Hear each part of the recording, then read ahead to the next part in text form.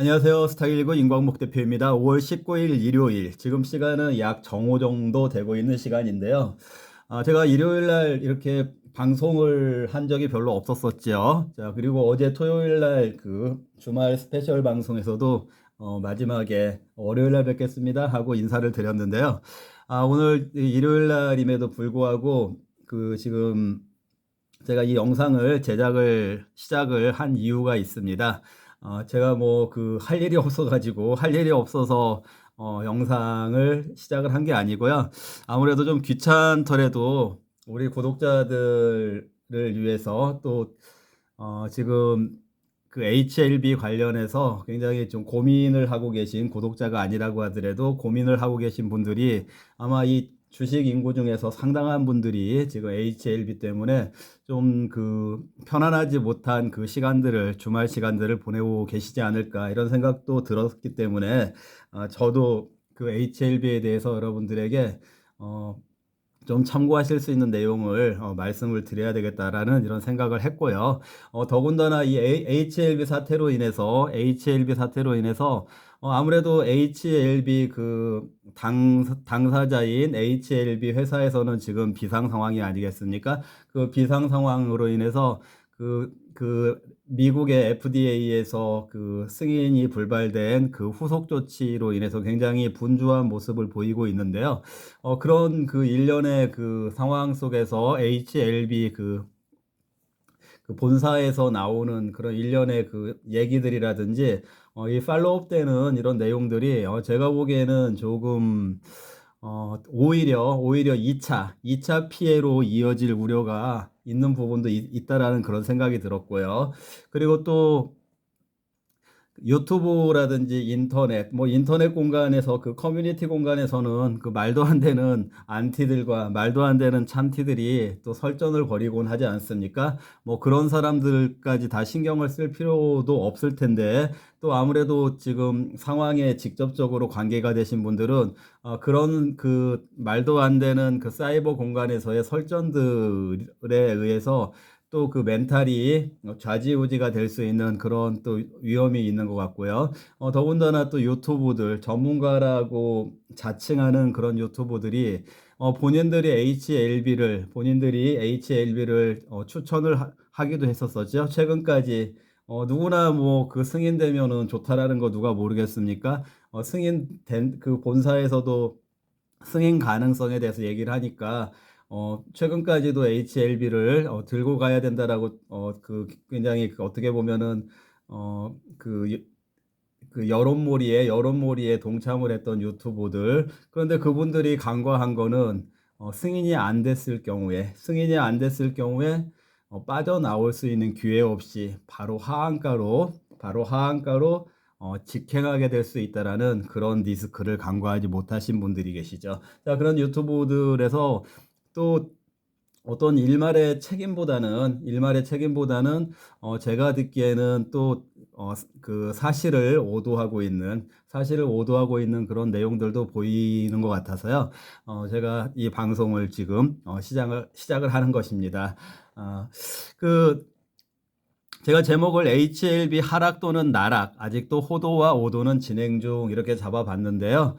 저도 물론 이 HLB가 잘 해결되고 또 그 잘 추스려지고 종국에는 다시 이렇게 주가가 상승하는 그런 흐름으로, 피해자가 없는 흐름으로 가기를 바라는 마음은 맞습니다. 하지만 지금 현재 위치에서 봤을 때에 어, 제가 봤을 때에 아직도 이게 사실하고 좀 다른 내용들이 얘기가 되고 있는 부분이 있는 것 같고, 그 사실과 다른 내용으로 인해서 또 이 종목을 가지고 있는 사람들이 또 다른 잘못된 판단이라고 하는 것은 추가 하락의 위험이 있는데도 또는 빠져나올 기회가 있음에도 빠져나오지 못한다라든지, 아니면은 잘못된 무한 물타기를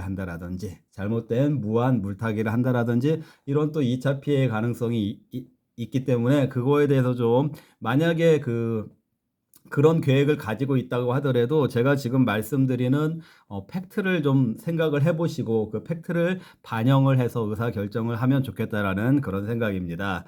자, 제가 이번에 HLB 그 사태 직전에 모든 사람들이 그 FDA에서 리보스나립이 그 승인이 나는 것을 기대하고 있었던 그런 분위기 속에서 가장 현명한 그 생각을 한 사람이 있다라면은 HLB가 승인이 나도 하락할 거다. 승인이 나도 하락할 거다. 재료의 소멸이죠. 나도 하락할 거다. 그런데 만약에 승인이 안 나게 되면은 나락하게 될 거다. 나락으로 갈 것이다. 나락으로 간다는 얘기는 조금씩 빠지는 게 아니라 정말 하한가 이런 거를 경고한 그런 사람이 있었습니다. 그 사람이 정말 제가 보기에는 진짜 제대로 된 증시의 경험을 가지고 있는 사람이고 증시에 대한 통찰력을 가지고 있는 사람이고 그리고 리스크까지도 고려하는 그런 사람이다라고 생각을 합니다. 그 사람이 어디에 있는지 여러분들은 알고 계십니까? 저하고 어쩌면 가장 가까운 곳에 있었을 수도 있다라는 거 여러분들이 그럴 수도 있었다라는 거, 그게 저였을 수도 있다라는 거, 여러분들이 기억을 하시면 좋을 것 같고요. 혹시 지금 방송 들으시는 분들 중에 그 HLB를 가지고 계시지 않은 분들이라고 하더라도 제가 지금 말씀드리는 내용들에 대해서 잘 이해를 해두시면 굉장히 도움이 될 수 있으니까 관심 있게 한번 지켜보시기 바랍니다. 자, 우선 제가 문자를 두 개를 보여드릴게요. 자, 이 두 개의 문자는 두 사람의 문자이고요. 저하고 실제적으로 주고받은 문자이고 우리 유튜브의 구독자분들. 자, 그런데 자, 한 분은 늦은 시간 상담으로 이게 지난주 금요일 날입니다. 이제 HLB 그 관련 종목들이 다 동반 하한가를 맞은 그날인데요. 늦은 시간 제가 좀 걱정이 되는 부분이 있어서 늦었지만 그 통화로 좀 얘기를 하자라고 얘기를 했고 늦은 시간 상담으로 위로와 자신감을 되찾았습니다. 항상 펀더멘탈을 강조해 주셨는데 그와 반대 종목으로 상담드려 송구합니다. 말씀 주신 대로 주말 각종 매체는 멀리하고 월요일 장초나 장중 뭐 이렇게 이제 제가 사실은 이분께 권고를 드렸던 거가 주말에 이런저런 막 그 인터넷이라든지 유튜브에서 어떤 매체들에서 말이 되는 얘기가 올라오면 참고를 해도 되겠지만 말이 안 되는 얘기도 올라올 것 같으니까 제가 미리 말씀드렸어요. 금요일 날 주말에 올라오는 그런 내용들은 참 아예 보지 말아라, 멀리 해라 이렇게 이제 말씀을 드렸는데 또 그럴싸한 내용들이 계속해서 올라오니까 또 이분이 안 보겠다고 했지만 또 사람 심리라는 것이 안 볼 수가 없잖아요. 또 그런 걸 보다 보면은 또 잘못된 판단을 하실 수도 있으니까. 자, 그런 그 상황인데 그 이 문자를 그 저하고 주고받으신 분께서는 그 다시 한번 제가 말씀드리는데 그 유튜브나 그런 데 올라오는 내용들에 그 휘둘리지 마시고 지금 제가 드리는 말씀들을 잘 참고를 하시기 바랍니다. 또 한 분, 이분도 어제 문자가 왔더라고요. 제가 어쨌든 그 매도 그 11만 원 이상 11만 원대에서 매도를 자꾸 말씀을 드렸으니까 이분 뭐 10%만 매도하고 나머지는 가지고 있는데 일이 터지고 보니까 대표님의 안목과 분석이 머리에 쏙 들어옵니다. 그리고 본인이 탐욕으로 이렇게 좀 그 욕심이 과했다 이런 내용으로 이렇게 문자가 왔습니다. 이분도 마찬가지로 오늘 유튜브 꼭 보시고요. 제가 그 이 HLB 관련해서 지금 이제 제가 생각하는 거는 이 HLB 관련해서 제가 생각하는 거는 아무래도 제가 이렇게 말씀을 드려볼게요. 자, 이 방송의 목적은요, 일단 팩트만 보자. 아까 말씀드렸던 것처럼 뭐 호도, 오도 이런 내용들, 이런 것들은 좀 멀리하고 팩트만 일단 보자라는 거. 팩트가 무엇인지에 대해서 제가 한번 설명을 드려보려고 하고요.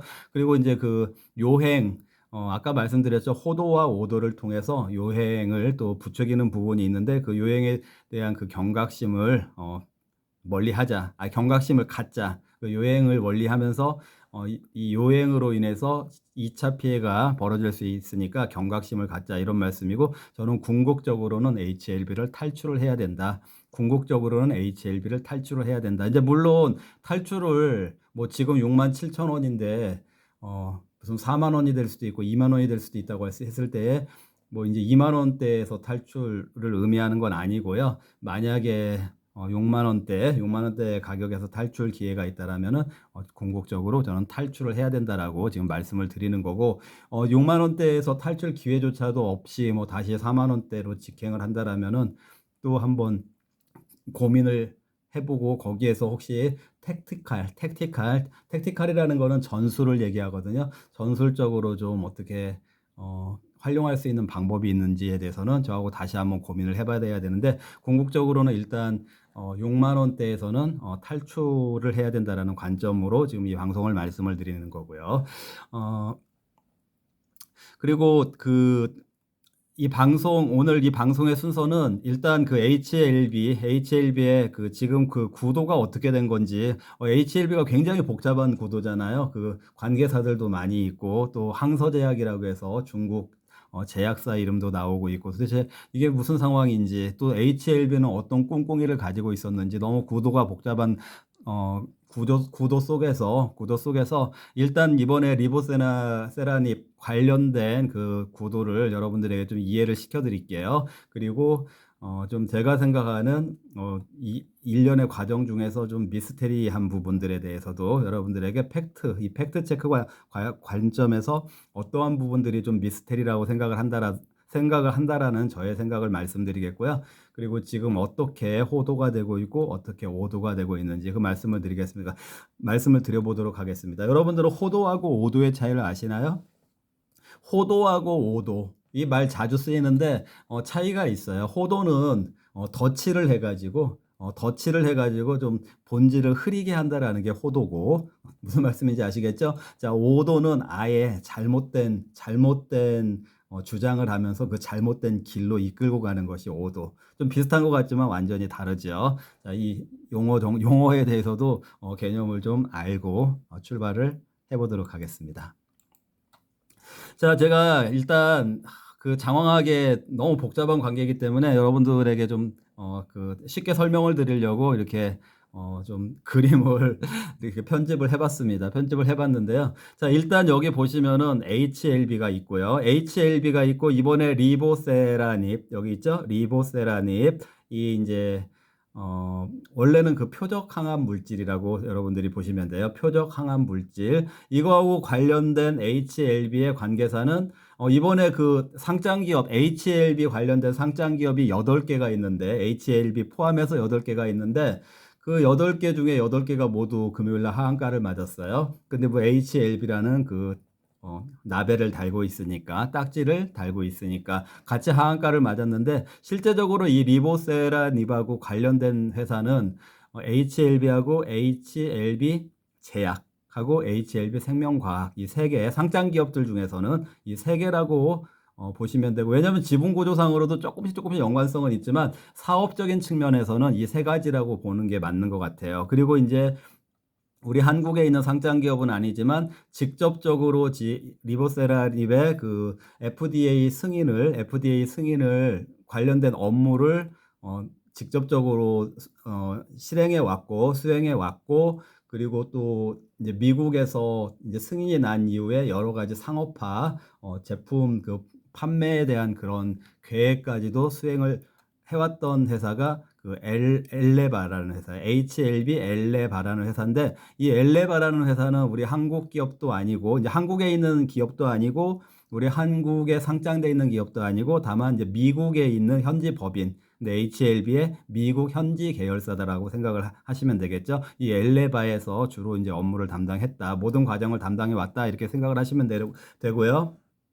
자, 그리고 참고로 이 엘레바의 지금 대표를 맡고 있는 사람이요. 잘 들으세요. 엘레바의 대표를 맡고 있는 사람이 아마 정 대표, 제가 이건 정확하지 않아요. 이름은 정확하지 않은데 정 대표가 이분이 미국 FDA에 근무를 하신 이력을 가지고 있어요. 자, 미국 FDA에 근무를 하신 이력을 가지고 있으니까 아무래도 그 FDA에 대해서 잘 알고 있는 사람을 대표를 맡겨놓으면은 미국 FDA의 승인이 좀 수월하게 진행이 되겠지라는 생각으로 해서 이제 그 사람에게 그 대표 자리를 맡긴 것 같은데, 지금 이제 결과적으로는 이제 이번에 불발된 거죠. 승인이 불발이 된 상황. 자, 그리고 이번에 이제 여러분들이 니보세라닙 이렇게 하니까 니보세라닙을 가지고 미국의 FDA의 승인을 받으려고 했다라고만 그냥 대략적으로만 생각을 하시는데, 그게 아니고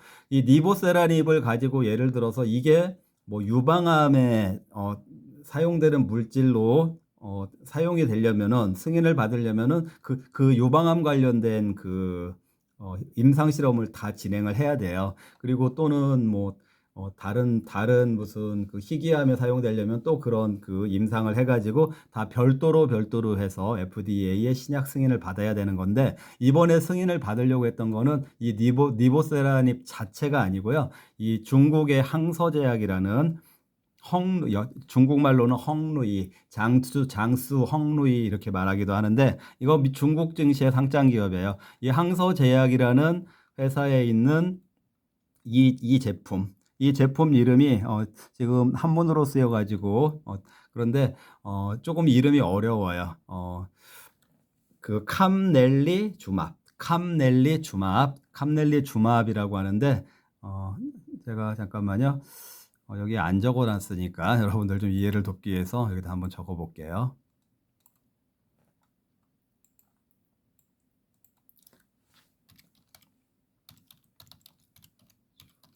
자, 아이고, 죄송합니다. 이제 의약품은 이미 이제 중국에서 각종 여러 가지 이제 암 관련된 면역 치료제 뭐 이런 걸로 해서 중국에서는 지금 시판이 돼 있어요. 시판이 돼 있는데, 이번에 이제 미국 FDA의 승인을 받으려고 했던 거는 이 리보세라닙하고 이 칼렐리주맙하고 자, 다시 잘 들으세요. 병용을 해서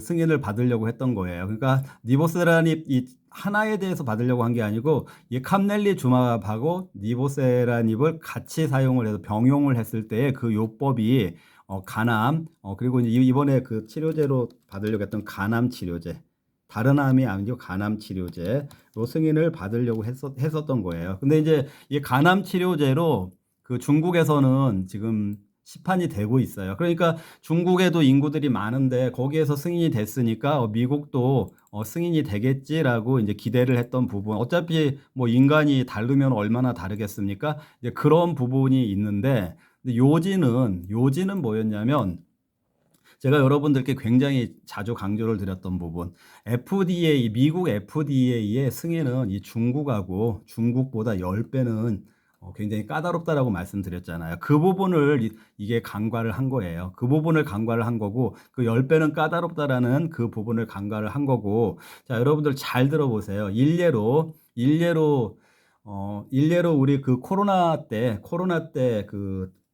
미국에서 제일 처음 코로나 백신이 허가를 받은 회사가 아스트라제네카잖아요. 아스트라제네카. 그거 영국 기업이거든요. 아스트라제네카요.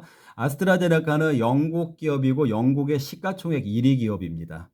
영국의 시가총액 1위 기업인데, 그런 시가총액 1위 기업임에도 불구하고 그때 승인 받는데 상당히 시간이 걸렸었고, 그마저도 패스트 트랙이라고 하잖아요. 좀 절차를 이렇게 생략을 해가지고, 왜냐하면 코로나가 급했으니까 그렇게 해가지고 어렵게 받았었고. 그리고 우리 전 세계 글로벌 제약 1위사가 어딘지 아세요, 여러분들?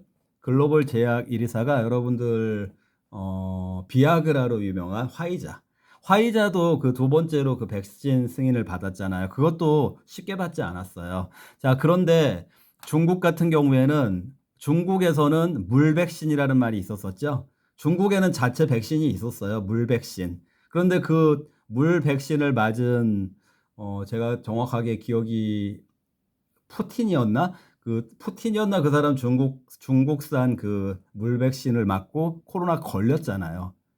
맞고 나서 그 코로나가 걸렸어요. 제가 푸틴인지 아닌지는 좀 정확하지는 않은데 푸틴일 거예요. 그 사람은 중국 물 백신 맞고 코로나 바로 걸렸거든요. 자, 그러니까 미국하고 저기 중국의 그 신약에 대한 그 기준이 얼마나 다르다라는 거를 여러분들이 짐작할 수 있는 부분이에요. 그 물백신. 그리고 기본적으로 기본적으로 저도 그 중국에 대해서 저도 그 중국 그 CPPCC 막 공산당 이런 고위층들하고 만난 적도 있다라고 제가 여러 번 그 방송에서 말씀드렸었잖아요. 그래서 저는 중국 그 고위층에 대해서 굉장히 뭐 제가 개인적으로 업무적으로 이렇게 만난 적이 있기 때문에 그 사람들 그 쇼맨십도 좋고 영어도 잘하고 좋은 면이 있다라는 건 생각을 굉장히 그 강조를 한 바가 있지만 그럼에도 불구하고 제가 중국의 그 데이터에 대해서는 굉장히 불신을 가지고 있다라고 말씀드렸잖아요. 그래서 그 한국에 있는 중국 관련된 상장했던 기업들마다 다 상장 폐지된 기업들이 많이 있고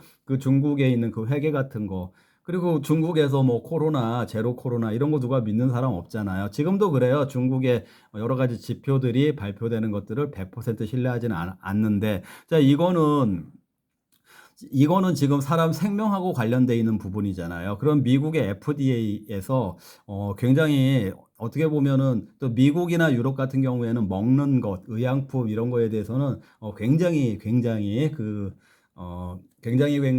그 엄격하잖아요. 기준 자체가 먹는 거에도 그래요. 근데 그 먹고 그게 푸드니까 푸드, 그다음에 약이 드러그니까 FDA가 바로 푸드 앤 드러그 그다음 어플라이언스 그거에 대한 그 승인을 해주는 곳이 미국 FDA 아닙니까? 그러다 보니까 이 칼렐리주맙이 중국에서 사용되고 있다라고 해가지고 이게 당연히 승인되겠지. 이 부분은 일단은 거기에서부터 그 HLB에 패착이 있었다라고 저는 생각을 하고요. 자, 그럼 HLB가 과연 이렇게 돌아갈 거라는 것을 전혀 몰랐을까?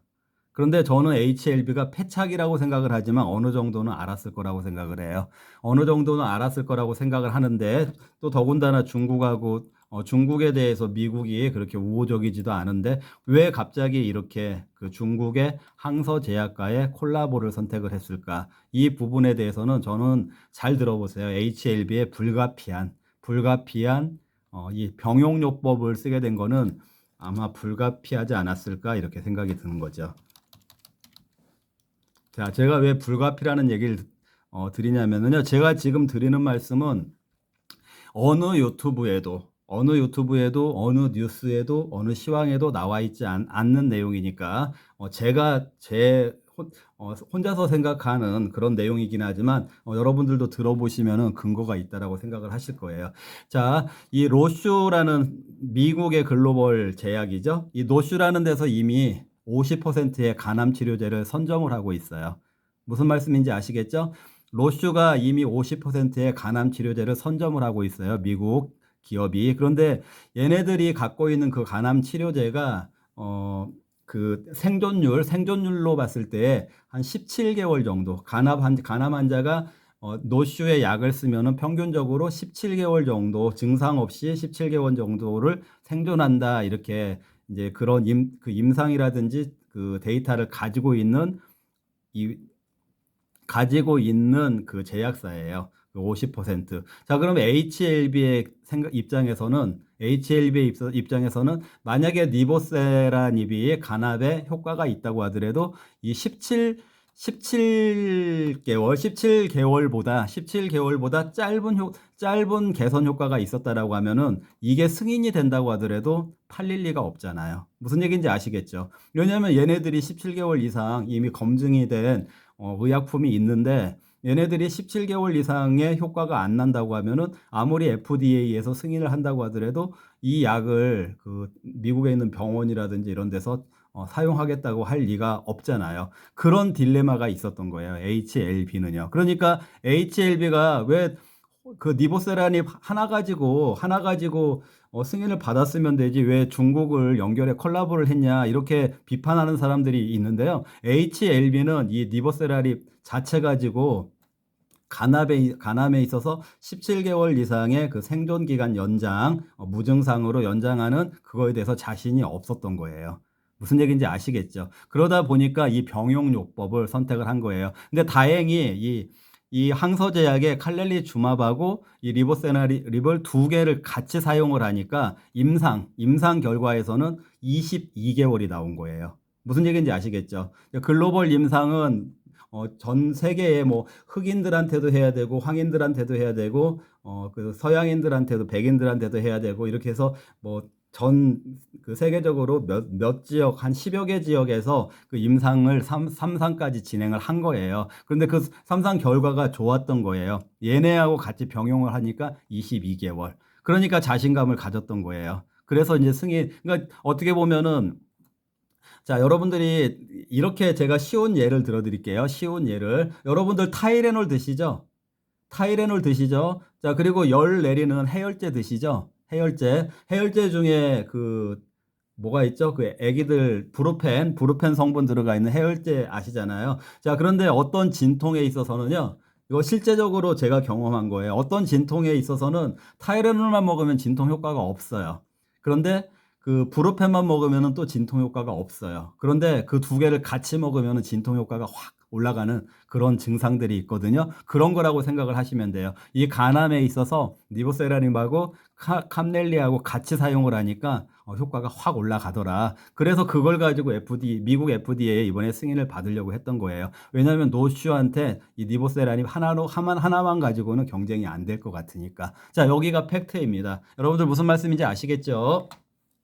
자, 그러면 이 HLB에 대해서 잘 이해를 하셨을 거라고 생각을 하고, 자, 그러면 여기서 지금 이 회사들 잠깐 설명을 해볼게요. HLB 제약은 만약에 이번에 FDA가 이걸 승인을 했다라고 하면은 이제 치료제로 뉴 드럭, 새로운 의약품으로 신약으로 승인을 했다라고 하면은 그 제조를 맡는 회사가 HLB 제약 회사라는 이 계열사에서 실제적으로 약을 만들어야 되잖아요. 그 제조를 담당하게 되는 거고요. 그 다음에 이 HLB 생명과학에서는 국내 이 리보세라닙에 대한 국내 판권을 가지고 있어요. 국내하고 유럽 쪽 판권을 가지고 있는 그 회사가 HLB 생명과학이에요. 무슨 얘기인지 아시겠죠? 자, 그럼 그냥 HLB는 이 HLB 엘레바의 그 모기업이니까 얘네들이 그 미국의 상업화를 담당을 했으니까 그러니까 그 생명과학이 가지고 있는 한국 그리고 그다음에 유럽 얘네가 가지고 있으니까 한국이나 유럽을 제외한 중국은 또 여기 얘네들이 가지고 있으니까 한국이나 유럽을 제외한 미국 등 다른 지역에 대한 판권을 가지고 있는 거가 엘레바. 이렇게 세 개의 회사가 관련이 돼 있다. 여기까지 이해를 하시고 이제 다음 내용까지 이어서 들어보시기 바랍니다. 제가 좀 천천히 말씀드리더라도요. 좀 여러분들 이해를 돕기 위해서 천천히 말씀드리는 거예요.